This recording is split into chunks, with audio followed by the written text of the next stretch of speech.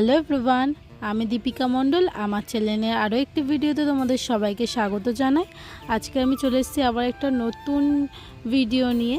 আর আজকের আমি আমাদের পাড়ার একটা বনুর আবদারে ওর জন্য বানিয়ে দিচ্ছি খুব ভাইরাল আর ট্রেন্ডিং ফটো ফ্রেম। আর এখন খুব ট্রেন্ডিংয়ে চলছে এই ফটো ফ্রেমগুলো। ইনস্টাগ্রাম আর ফেসবুক খুললেই দেখা যাচ্ছে সবাই সবার প্রিয় মানুষকে নিজের হাতে এই ফটো ফ্রেমগুলো বানিয়ে গিফট করছে। আমাদের পাড়ার বনুটার জন্য আমি ট্রেন্ডিং ফটো ফ্রেমটা বানালাম। কিভাবে বানালাম সেটাও আমি তোমাদেরকে এই ভিডিওতে শেয়ার করব। ট্রেন্ডিং ফটো ফ্রেমটা বানাতে আমাদের লাগবে একটা photo frame, black art paper, glitter pen, red fabric colour, photo আর ফেভিকল। এখানে আমি ফটোগুলো কেটে ছোট করে নিয়েছি, যেহেতু আমার ফটো ফ্রেমটার সাইজ ছিল A4 সাইজ।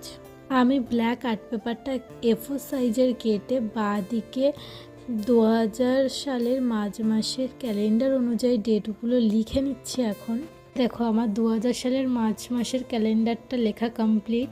এবার আমি ফটোগুলো নিজের ইচ্ছা মতন সাজিয়ে সুন্দর করে বসিয়ে নিচ্ছি।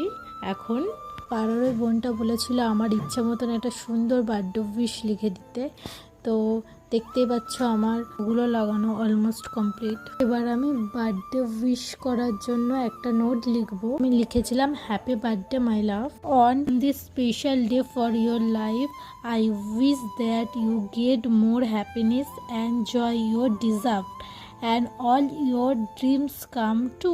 আমার বার্থডে উইশ লেখা কমপ্লিট। এবার আমি নিচে 3টে ফটো লাগিয়ে দেবো আর বার্থডে ডেটের জায়গায় একটা রেড ফেব্রিক কালার দিয়ে লাভ করে দেবো। যে আমাদের এবার ফটো ফ্রেমের মধ্যে এই আর্ট পেপারটা ঢুকিয়ে দিলেই আমাদের trending viral birthday photo frame ready. তোমরা কিন্তু আমাকে অবশ্যই কমেন্টে জানাবে এই ট্রেন্ডিং হ্যান্ডমেড ফটো ফ্রেমটা বানানো কেমন হয়েছে। ভিডিওটা ভালো লাগলে একটা লাইক, কমেন্ট, শেয়ার করে দিও। আর এরকম নতুন নতুন সব ভিডিও দেখার জন্য এক্ষুনি আমার চ্যানেলটা সাবস্ক্রাইব করে আমার পাশে থেকো। তাহলে ভিডিওটা এখানেই শেষ করি, দেখা হচ্ছে অন্য কোনো ভিডিওতে। টাটা।